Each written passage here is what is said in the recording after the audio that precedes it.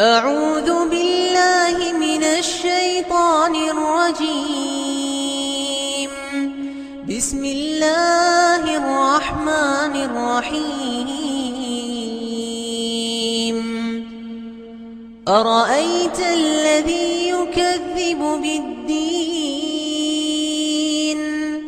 فذلك الذي يدع اليتيم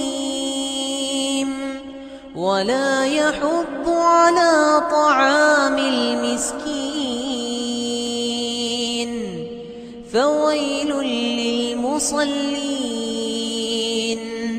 فويل للمصلين الذين هم عن صلاتهم ساهون الذين هم يراءون ويمنعون الماعون